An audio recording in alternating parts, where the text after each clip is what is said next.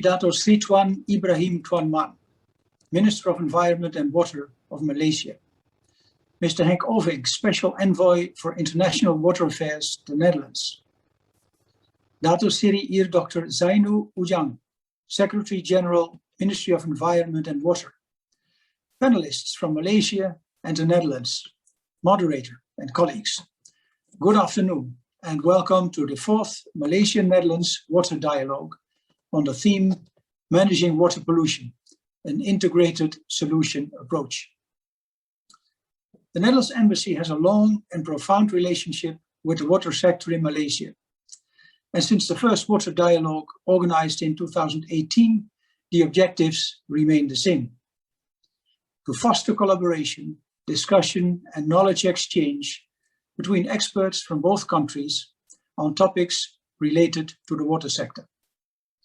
This virtual discussion is a way for us to stay in touch and to share knowledge with our colleagues during this special time. Too much, too little, and too dirty. These are the three main issues that we are faced with in the water sector. Too much water causes floods, too little water causes drought, and too dirty water is largely due to pollution caused by human activities.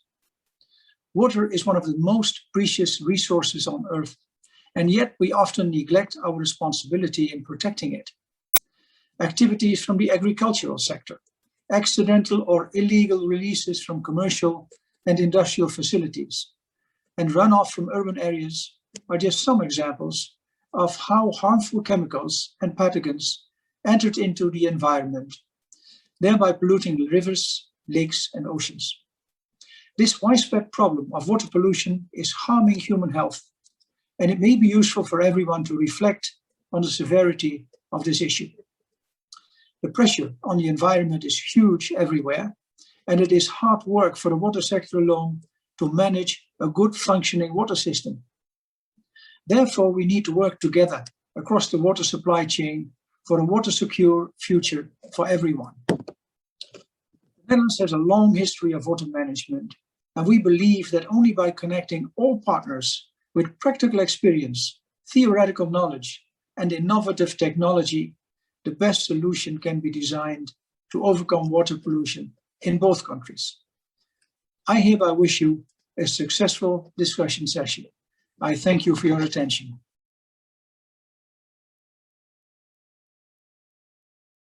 Bismillahirrahmanirrahim. Assalamualaikum warahmatullahi wabarakatuh. Alhamdulillah wassalatu wassalamu ala Rasulillah wa ala alihi wa ashabihi wa man wala. Terima kasih puan pengacara majlis yang berbahagia, yang terutama Jacobi, Duta Besar Belanda ke Malaysia, Tuan Henk Ovink, Duta Khas Kerajaan Belanda mengenai urusan air antarabangsa, yang berbahagia Datuk Seri Insinyur Dr. Zainu Ujang, Ketua Setiausaha Kementerian Alam Sekitar dan Air, Tuan Moderator dan para panelis dialog, tuan-tuan dan puan-puan sekalian. Alhamdulillah, syukur pada Allah Subhanahu Wa Taala atas segala kurniaan nikmatnya yang tidak terhingga, dan luas kurniaannya kepada kita semua. Kita diizinkan untuk bersama-sama dalam suatu program yang amat bermakna, iaitu Dialog Air Malaysia-Belanda kali keempat, bersempena dengan Malaysia International Water Convention 2021 atau MIWC 2021. Program ini turut disiar secara langsung menerusi International Green Tech and Eco Product Exhibition and Conference Malaysia atau IGEM 2021. Terima kasih kepada pihak penganjur yang sudi menjemput saya selaku perasmi bagi majlis yang sangat bermakna ini.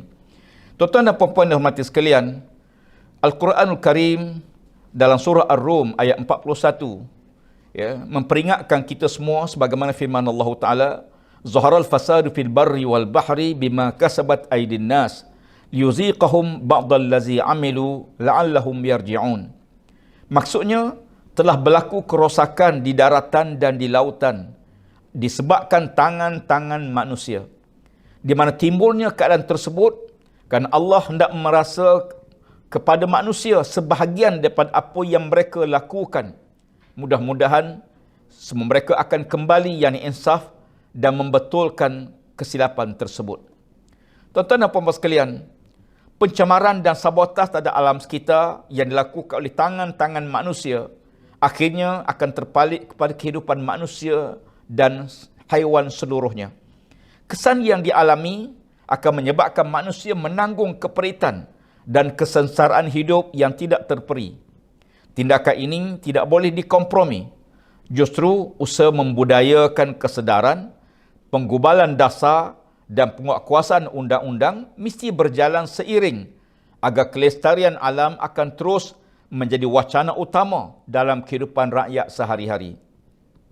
Tuan-tuan dan puan-puan, penganjuran MIWC 2021 adalah platform terbaik untuk menonjolkan peranan Malaysia sebagai hub pengurusan perkhidmatan air di rantau ini.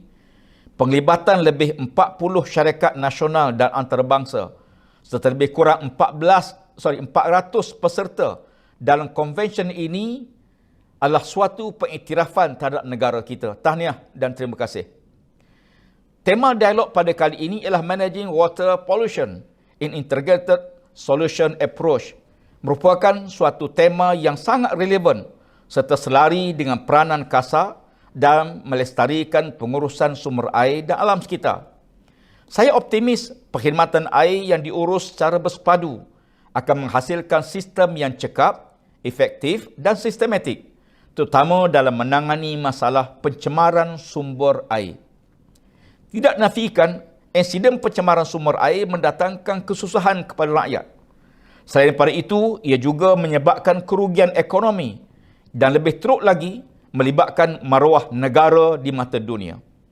Ia perlu dilaksanakan secara menyeluruh dan melibatkan kerjasama rentas antara pihak kerajaan persekutuan, kerajaan negeri, pertubuhan-pertubuhan kerajaan, pemain industri, institusi profesional dan juga orang awam.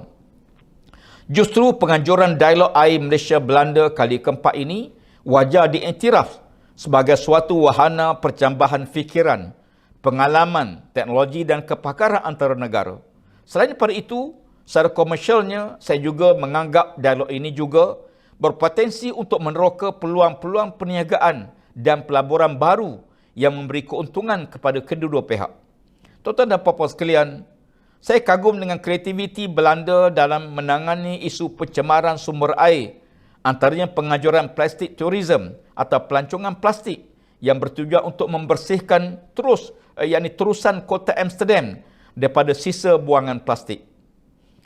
Tidak ketaluan juga jika dikatakan Belanda sangat terkenal dengan barisan kepakaran teknikal dan timbunan hasilan penyediaan air yang sangat bermanfaat di seluruh dunia.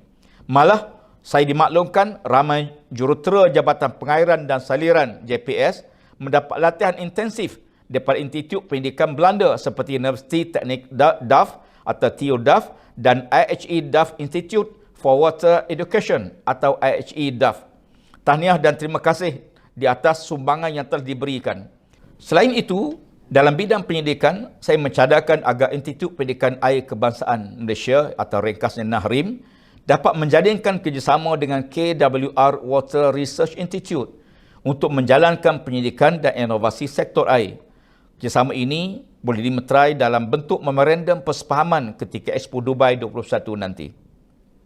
Tuan-tuan dan puan-puan sekalian, strategi KASA dalam menangani isu pencemaran sumber air adalah menerusi pendekatan struktural dan bukan struktural.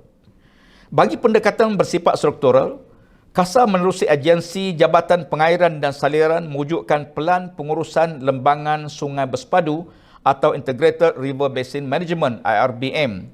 IRBM ini memberi penekanan kepada 4 aspek utama, iaitu memastikan kecukupan air, kebersihan air, kekurangan risiko banjir dan kelestarian alam sekitar. Selain pada IRBM, pihak Jabatan Pengairan dan Saliran Malaysia juga menerbitkan Manual Saliran Mesra Alam atau Urban Stormwater Management Manual for Malaysia pada tahun 2020. Manual ini merupakan satu kaedah kawalan di peringkat punca yang melibatkan kawalan kuantiti seperti banjir kilat dan kawalan kualiti seperti pencemaran yang menjadi syarat kelulusan suatu pembangunan yang melibatkan infrastruktur saliran oleh semua agensi persekutuan negeri dan pihak swasta. Bagi pendekatan bukan struktural pula, KASA memberi penekanan kepada pembudayaan, kesedaran dan perubahan sikap masyarakat terhadap penjagaan sumber air berdasarkan prinsip nature-based solution. Pendekatan ini juga turut melibatkan kebersamaan masyarakat secara lebih menyeluruh. Contohnya, KASA sedang membina dan menyelenggarakan denai-denai sungai yang kini telah pun menjangkau lebih kurang 200 km dan akan berusaha bagi mencapaikan sasaran kita 5,000 km menjelang tahun 2025. Tuan-tuan dan puan-puan sekalian, KASA juga membuat pindaan kepada Akta Kualiti Alam Sekeliling 1974 dan Akta Industri Perkhidmatan Air 2006 sebagai langkah punitif ataupun langkah akhir ke arah penjenayah alam sekitar. Dan kita telah pun menubuhkan UCJ, Unit Jenayah Alam Sekitar, bagi menangani isu ini. Jumlah denda dan tempoh hukuman penjara akan dinaikkan setimpal dengan kesan buruknya ke atas kehidupan rakyat dan kerugian ekonomi negara. Saya jangka pindaan-pindaan kedua akta ini akan dapat dibentangkan di Parlimen pada tahun 2022 nanti, insya-Allah. Banyak lagi sebenarnya inisiatif yang akan diperkemaskan, termasuklah aktiviti penguatkuasaan, penggunaan peranti teknologi terkini, kerjasama dengan pihak Kementerian Dalam Negeri dalam pengurusan unit cegah jenayah alam sekitar dan pemerkasaan aktiviti sukarelawan dan yang lebih sistematik, insya-Allah. Pendekatan holistik yang akan dan sedang dilaksanakan oleh KASA akan mampu melestarikan air dengan lebih berkesan. Sehubungan dengan itu, tuan-tuan sekalian, saya dengan penuh harapan besar agar kedua negara Malaysia dan Belanda memperolehi manfaat besar dalam mencari solusi tuntas bagi permasalahan yang akan berlaku. Dan saya mengucapkan tahniah dan terima kasih kepada semua pihak yang terlibat dalam menjayakan dialog ini secara langsung atau tidak langsung. Semoga dialog ini berjalan dengan lancar dan mengundang redha Allah Subhanahu wa taala, dapat mencampakkan idea-idea yang bernas bagi mencari usaha ke arah kelestarian sumber air negara. Dengan lafaz Bismillahirrahmanirrahim, sehingga ini merasmikan program Dialog Air Malaysia-Belanda kali keempat bagi tahun 2021. Semoga dipermudahkan oleh Allah Ta'ala. Siru ala barakatillah. Terima kasih semua pihak dalam menjayakan usaha ini. Sekian. Aqul qawli haza astaghfirullahalazim li walakum. Wassalamualaikum warahmatullahi wabarakatuh dan salam sejahtera. Terima kasih semua.